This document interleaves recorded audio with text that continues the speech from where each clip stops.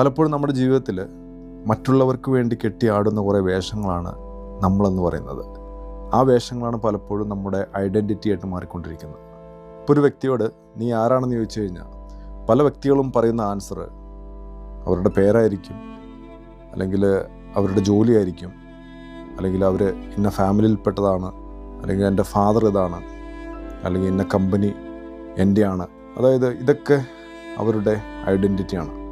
നമ്മുടെ ഉള്ളിൽ യഥാർത്ഥത്തിലുള്ള ഒരു നമ്മൾ ഒളിച്ചിരിക്കുന്നുണ്ട്. നിങ്ങളുടെ ലൈഫിൽ എന്തൊക്കെ സംഭവിച്ചിട്ടുണ്ടോ അതൊന്നും നിങ്ങളല്ല. നിങ്ങൾ പരാജയപ്പെട്ടിട്ടുണ്ടെങ്കിൽ അതും നിങ്ങളല്ല. നിങ്ങൾ അതിജീവിച്ചിട്ടുണ്ടെങ്കിൽ അതും നിങ്ങളല്ല. അതൊക്കെ ഓരോരോ സംഭവങ്ങളാണ്. ഇതൊന്നും ഒരിക്കലും നിങ്ങൾ ഐഡൻറ്റിറ്റി ആയിട്ട് മാറ്റരുത്. നിങ്ങളെ ആരും കാണാത്തപ്പോൾ നിങ്ങൾ ആരാണ്? ആരുടെയും അംഗീകാരം ആവശ്യമില്ലാത്തപ്പോൾ നീ ആരാണ്? ആരും നിന്നെ സംരക്ഷിക്കാനോ അല്ലെങ്കിൽ നിന്നെ സന്തോഷിപ്പിക്കാനോ ഇല്ലാത്തപ്പോൾ നീ ആരാണ്?